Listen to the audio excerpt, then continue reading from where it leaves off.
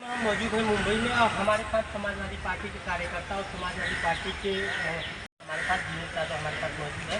सबसे पहले तो अपना नाम बताइए। नमस्कार, मेरा नाम प्रोफेसर दिनेश कुमार यादव है। मैं यहाँ एक इंजीनियरिंग कॉलेज में फिजिक्स का लेक्चरर हूँ और आने वाले समय में जनता के जननायक के रूप में यहाँ से आना चाहता हूँ, जनता का सेवा करना चाहता हूँ। और जनता ने जो अभी हमारे लिए मान सम्मान दिया है, इन लोग जो हमको आगे बढ़ाने का काम किया है, इन लोगों ने ही हमको यहाँ तक पहुँचाया है। और उम्मीद करता हूँ कि आगे भी ऐसे ही वीरान लोग हमारे लिए कार्यरत रहेंगे और हमारे कंधे से कंधा मिलाकर हमारा साथ देंगे। आप समाजवादी पार्टी के टिकट पर चुनाव लड़ेंगे, क्या आपको लगता है समाजवादी पार्टी इस बार आपको टिकट देगी? और टिकट का सवाल देखिए नहीं है। सबसे पहले तो हम लोग पार्टी के कार्यकर्ता हैं, एक छोटे से कार्यकर्ता के रूप में हम लोग पार्टी के लिए निरंतर ऐसे ही कार्य करते रहेंगे। पार्टी का यह डिसीजन होता है कि पार्टी किसको टिकट देती है। पार्टी जिसको भी टिकट देगी वो हमारे लिए सर्वोपरि होगा। हम लोग मिलकर उसका साथ देंगे, हमें देगी तो हम हमारा साथ देंगे, लोगों से उनका साथ देंगे। तो समाजवादी पार्टी आपको यदि टिकट दे रही तो आप जनता के लिए आपका पहला कार्य क्या है? जनता के लिए पहला कार्य ऐसा रहेगा कि देखिए, बहुत कुछ हमने सोचा है कि इस झारखंड विधानसभा में कोई भी उत्तर भारतीय नेता भी बचा नहीं। जनता ने हर वर्ष की भांति इस वर्ष भी उत्तर भारतीय नेता को यहाँ से चुनकर लाने का काम किया था, लेकिन वह उत्तर भारतीय नेता अभी उत्तर भारतीय नेता नहीं है। उत्तर भारतीय लोगों को प्राथमिकता भी नहीं मिलती है, न उनकी किसी भी समस्या की सुनवाई की जाती है, न उनकी समस्या को प्राथमिकता दी जाती है। वह लोग ऐसे उनके दफ्तरों के चक्कर काटते काटते थक जाते हैं और अंत में उनका काम अधूरा वैसे ही रह जाता है। तो चुनने के समय पर वो लोग उत्तर भारतीय बनते हैं, उत्तर भारतीय कर करके आपसे आपका वोट, आपका समर्थन ले लेते हैं, लेकिन उसके बाद जब चुनकर वो आ जाते हैं तो हमको और आपको पहचानने से इनकार कर देते हैं। तो सबसे पहली बात कि अगर उत्तर भारतीयों के माध्यम से अगर मैं चुनकर आता हूँ तो सबसे पहली प्राथमिकता जो होगी किसी की फरियाद की, किसी की सुनवाई की, किसी की समस्या की, तो सबसे पहले वो उत्तर भारतीय लोग रहेंगे। उसके बाद कोई लोग, क्योंकि मैं आता भी हूँ तो उनके माध्यम से आता हूँ। मतलब वार्ड का चुनाव यहाँ लड़ रहे हैं, उनको वार्ड पे अभी समाजवादी पार्टी कभी चुनाव जीती नहीं है, इस बार क्या रहेगा? देखिए, क्या है कि इतिहास हमेशा बनता है, बनाया जाता है, टूटता है, तो हर बार अपनी पार्टी यहाँ पर दूसरे नंबर पर रहती है। और मैं आशा करता हूँ कि इस बार अपनी पार्टी को पहले पायदान पर लेकर आऊँगा, चुनाव लड़ूंगा मैं पार्टी से। चुनाव जिस भी पार्टी से लड़ूँ, या फिर समाजवादी पार्टी से लड़ूँ, या चाहे जैसे लड़ूँ, या किसी का समर्थन करूँ, ये बात की बात है।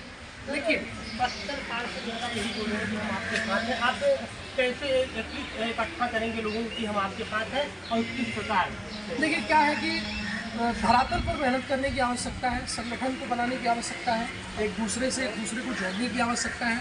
इसी चीज़ की कमी की वजह से हर बार समाजवादी पार्टी जो है वो धरातल पर फेल हो जाती है। तो हम लोग इस बार डोर टू डोर कैंपेनिंग हम लोग एक बार पूरी तरह से, जो 1 लाख स्क्वायर मीटर का ये पूरी जगह है, यहाँ पर अपने पैम्पलेट के साथ हर एक दरवाजे पर हम पहुँच चुके हैं, हर एक के घर पर जा चुके हैं, या संदेश दे चुके हैं कि भाई इस बार हमारी पार्टी को आप एक बार मौका दीजिए, चुनकर लाइए, इस बार कुछ हम लोग बेहतर करने की कोशिश करेंगे। अभी तक आपने मौका दिया नहीं है, एक बार हमको हमारी कलम में जनाधार की ताकत भरने की आप कोशिश करिए, देखिए कि हमको इस बार क्या बातचीत की आपने और टिकट के लिए आपने क्या अनुशासन दिया? देखिए, वह किसी दूसरे कार्य से मुंबई आए हुए थे, वहाँ बातचीत मेरी हुई, मैंने अपना परिचय दिया, तो बस उन्होंने ऐसे बोला कि आइए, अगर मिलना है तो लखनऊ आइए एक बार, बस इतनी ही बातचीत हुई। बाकी मुलाकात हुई, भेंट नमस्कार, बस इतना ही हुआ। टिकट के सिलसिले में अभी कोई भी बातचीत नहीं प्रदेश अध्यक्ष, नहीं राष्ट्रीय अध्यक्ष, किसी के माध्यम से भी कुछ किया नहीं है। वह चुनाव आने के समय में 1-2 महीने पहले ही घोषित किया जाता है, और उसी समय अच्छा भी रहता है, क्योंकि क्या कैटेगरी आएगी, महिला कैटेगरी आएगी, SC आएगी कैटेगरी, ST आएगी कैटेगरी, OBC कैटेगरी आएगी, पुरुष की आएगी, कैसी आएगी, वो उस समय वो चुनाव आयोग के ऊपर है। तो उसके पहले कुछ कह पाना ये जल्दबाजी होगी, तो उसके पहले हम लोग किसी इस मुद्दे के ऊपर बात नहीं होगी। तो सर हमें बताइए कि जो समाजवादी पार्टी है यहाँ लगभग 70 सालों से यहाँ चुनाव हो रहा है। अब्बू आदमी भी यहाँ से हर प्रदेश अध्यक्ष है, जी भी है। तो सर आप हमें बताइए पार्टी यहाँ है, जो समाजवादी पार्टी के जो नेता है आज ऐसा स्थिति है समाजवादी पार्टी में कि दूसरे पार्टी में भाग रहे हैं, आप इसके लिए क्या कहना चाहते हैं? देखिए, इसके लिए हम ये कहना चाहते हैं कि भाई कि समाजवादी पार्टी के जो पदाधिकारी लोग हैं वह कार्यकर्ताओं का मनोबल बढ़ाएं, कार्यकर्ताओं को मान सम्मान दें, कार्यकर्ताओं को जोड़े, एक दूसरे से उनको एक बुनियाद बना के रखें, एक चेन बना के रखें। क्या है कि कार्यकर्ताओं को जब किसी मीटिंग रैली के लिए ज़रूरत पड़ती है तो हम लोग बुला लेते हैं और बाद में किसी समस्या के समय में हम उनको ऐसे ही छोड़ देते हैं, उनका फोन कॉल नहीं उठाते हैं, उनको उनके घर कुछ हो जाता है या फिर उनके साथ कुछ हो जाता है तो हम लोग उनके सुख दुख में नहीं खड़े हो पाते, तो वो कार्यकर्ता हमसे टूट जाता है, बिखर जाता है।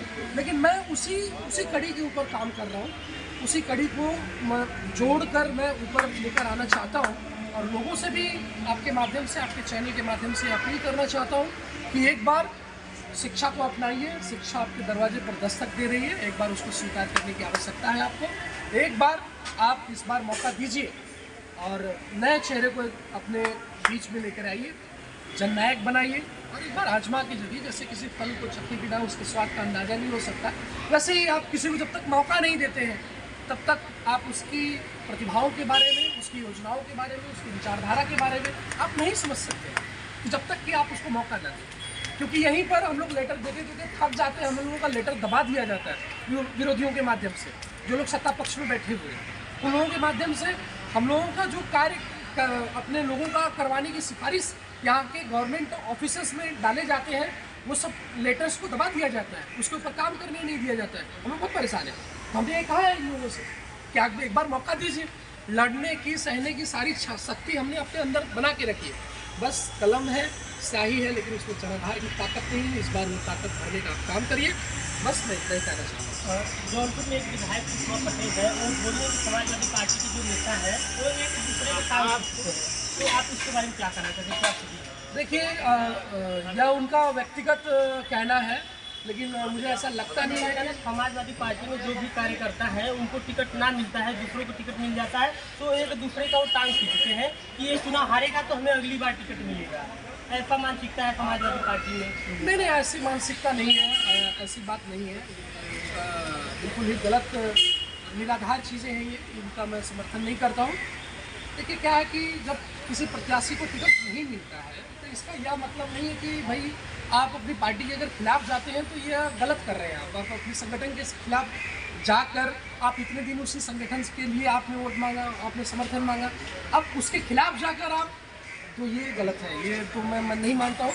हाँ, पार्टी को और पार्टी के पदाधिकारियों को यह जरूर सोचना है कि भाई धरातल पर किस प्रत्याशी ने, किस कार्यकर्ता ने मेहनत किया है।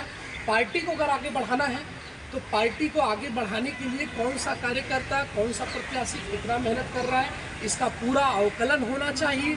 उसके बाद टिकट का वितरण होना चाहिए, अच्छे से सर्वे होना चाहिए। इन सब सारी चीज़ों का मैं समर्थन करता हूँ और इन सब सारी चीज़ों का समर्थन समाजवादी पार्टी भी करती है, तो उन्हीं को टिकट भी मिलता है। ऐसी बात है, ऐसी ये चीज़ें इनकी निराधार है, ये गलत आरोप है, ऐसा कुछ नहीं है। लोग हैं, उनका कहना है, उनकी अपनी अपनी विचारधारा है, टिकट नहीं मिलने में बहुत कुछ चीज़ें सामने आती हैं, उसका क्या कर सकते हैं। तो हमारे साथ किशोर मुंबई में हमारे साथ समाजवादी पार्टी के विधायक, समाजवादी पार्टी के कार्यकर्ता दिनेश यादव हमारे साथ हैं और नगर सेवक